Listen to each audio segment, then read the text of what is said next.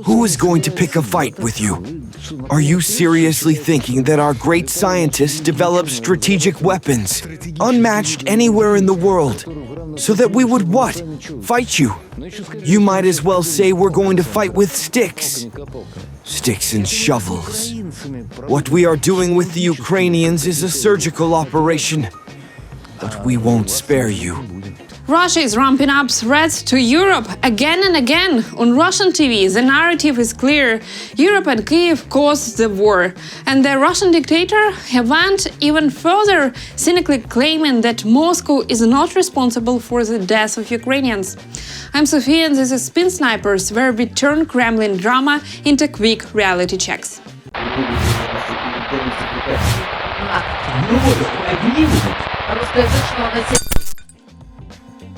This week, the Russian dictator treated his gullible audience to 4 full hours of nonsense. Of course, he covered the war in Ukraine and the hostile West, which really just means Europe, because he could not stop fawning over Donald Trump. And here is the thing: while politics in other countries move well anywhere at all, Russia can proudly boast total stability. The bloody Putin once again blames Ukraine for starting the war. In 2022, when everything had already come to the brink, when the Kyiv regime unleashed a war in the southeast of Ukraine, we simply told them, listen, we will be forced to recognize these unrecognized republics. And it would be better if you just let people live peacefully the way they want, without your coups, without Russophobia, and so on. Just withdraw your troops from there, and that's it. They refused to do that even then. And that was also reflected in the results of the negotiations in Istanbul. Let's break it down. Before 2014, Ukrainians were living their lives just fine. Russia did not invade yet. And guess what? There was no Russophobia, not even close. On the contrary, Russia spread its culture everywhere, without restrictions, leaving little room for anything Ukrainian. Now Putin calls it a coup when the people of free country chose their own path in 2013-2014 during the Revolution of Dignity, leaning toward the EU rather than cozying up to Russia. For the Russian dictator, the idea that a nation can decide its own fate, unthinkable. We do not consider ourselves responsible for the loss of life because we did not start this war. This war was initiated after the coup d'état in Ukraine, an unconstitutional armed overthrow in 2014, and then the commencement of hostilities by the leaders of the Kyiv regime against their own citizens in 2014, southeastern Ukraine. The cynicism of the Russian dictator has officially outdone itself. Russia is apparently not responsible for deaths of people. Really? Who actually started the war?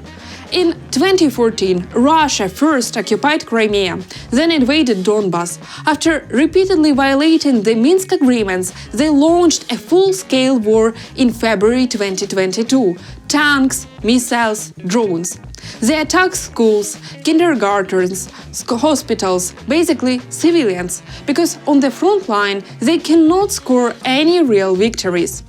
Case in point, on the evening of December 19th, Russian forces launched a massive ballistic missile strike in the Odessa region. 7 people died, 27 were injured. That's what Russia calls striking only military targets. The only thing I want to say, and we have always said this as well, is that we are ready and willing to resolve this conflict by peaceful means, based on the principles I outlined last June at the Ministry of Foreign Affairs of the Russian Federation, and by addressing the root causes that led to this crisis. While continuing to bomb Ukraine, bloody Putin says he's open to diplomacy. Here is the reality: Russia only wants Ukraine full surrender. Forget about giving up Donbas and hoping for a deal. That's not happening. This is the part of Donald Trump reality needs to hear. Putin's striking to his 2022 playbook, no fair or lasting peace in sight. Meanwhile, his talking heads on Russian TV are already repeating the same nonsense. At the same time, Every time they act so surprised, as if they genuinely think, wait a minute, we said it. We offered a peace plan to Putin. If Putin wants peace. But we've told you a million times.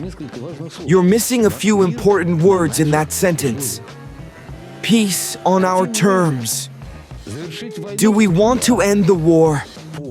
Yes. But on the condition that our terms are met, which means that the root causes of this conflict are eliminated. If you were hoping for a real peace talks, it's time for a reality check. Russia only wants peace that serves Russia. The whole negotiation act, nothing but theater to keep Trump happy and remain his favorite dictatorship. We are not demanding anything unusual. We are not saying that any country has no right to choose its means of defense, but it must be a means that threatens no one, including us.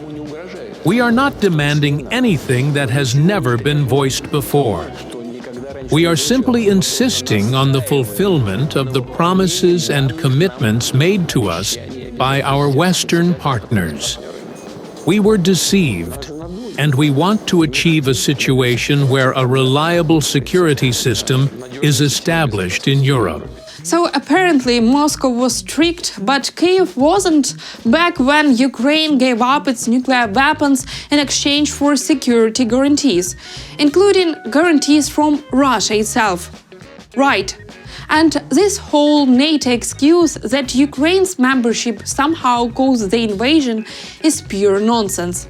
Let's start with facts. In 2014, Ukraine was officially neutral. No NATO membership, no invitation, no fast track. And did that help? Not at all. That was the very moment Putin's army moved in. Crimea was occupied and the war in Donbas began. Only after that did Ukraine lock in its course toward NATO, not out of ideology, but out of basic survival to protect itself from another Russian attack. And here is the inconvenient truth the Kremlin keeps skipping. NATO has never had a unified position on Ukraine's membership. Ever. Non-consensus, no guarantees, no inevitability. So this narrative does not explain anything. It's simply an attempt to justify a war of aggression and the mass killing of civilians. And it doesn't hold up. The plan and project to destroy Russia were conceived by the West. The United States effectively unleashed this war under Biden. Under Obama-Biden. Biden was overseeing all of this. This war was aimed at destroying Russia and breaking it apart. And this project has failed. It has collapsed. They lost. Meanwhile, Russian propagandists, the very architects of conspiracy theories, are claiming that the West supposedly wanted to destroy Russia. They're the great and pristine country. The irony, these so-called peace-loving Russians don't even hide their own plans to tear apart their foreign enemies, like the European Union. You keep saying that Kaja Kallas is bad, that Ursula is bad. I'll say this. We're unbelievably lucky that such fools are at the helm of the European Union. Do you realize what this means for us? We'll save so many Oreshniks, Yars, Hyacinths, Burovestniks, you name it. They'll dismantle the European Union themselves, and we won't have to wage any war against them. So be happy that political losers like these are leading the EU.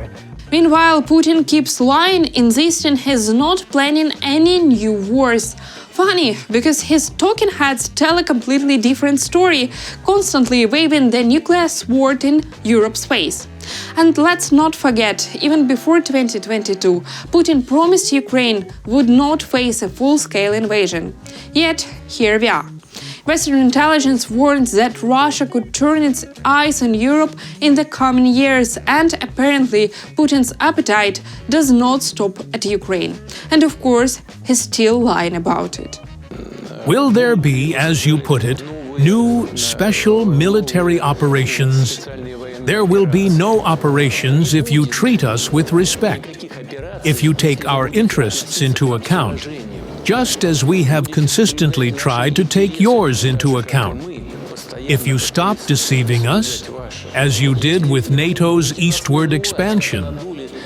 You said NATO would not move eastward by a single inch. That's a direct quote. And what happened? As we say back home, we were tricked. Our security interests were simply ignored. Putin is so worried about NATO expansion that by launching a full-scale war in Ukraine, he actually pushed new countries into the alliance.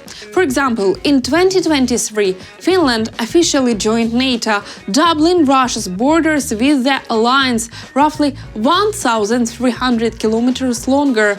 That's just strategic genius, folks. And during his long session of nonsense, Putin even decided to praise his own citizens for going to war against Ukraine. Here is the important part for anyone still thinking Russians don't support this war. Apparently, even Russian youth are eager to fight. Over the past year, more than 400,000 people have signed contracts. 406 or 410,000 to be precise. And the number of people willing to serve in the newly established branch of the armed forces, unmanned aviation, is so high that the Ministry of Defense has had to announce a competitive selection process. What's particularly striking is that there are very young men, students from various universities, who take academic leave in order to sign a contract and go to the front. Meanwhile, trying to hide the real economic fallout from global sanctions and the long-term costs of the war in Ukraine, Putin is lying again. Apparently, everything is just fine in Russia. And get this, they're even doing better than Europe. You know, as I usually do at these direct line events, I brought a table with me, like this one. There's nothing classified here, all of it is open data, showing what happened in our economy over the past year.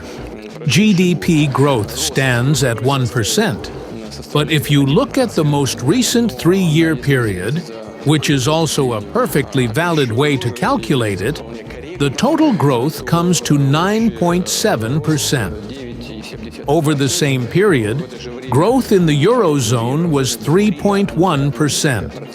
Putin loves waving around his little tables and talking about economic growth. Let's translate this from Kremlin math into reality. Yes, Russia shows growth because it turned its economy into a war factory. Tanks, missiles, ammunition, that's the growth. But for ordinary Russians, high prices, lower incomes, zero future. And comparing this to Europe, cheap trick. Europe is not running a wartime economy just to survive, and Russia is. So no, this is not economic success. This is an economy on life support fueled by the war. And of course, on Russian TV, they are not just about dreaming tearing Europe apart, they are also fantasizing about an alliance with the US. Let's look at the American position as it develops over time. Because whether the United States decides that Europe should be sent to war with us after all, or decides that it shouldn't, that question is still open. Or to join us, which is also possible. The United States? Yes, And we'll restore order together. That's also a possible scenario. because Trump will say, have you completely lost your minds? That's it for today. While the Russian propaganda machine keeps running, we'll keep exposing their lies. I'm Sofia, and this was Spin Snipers. Stay curious, stay skeptical, and don't fall for the spin.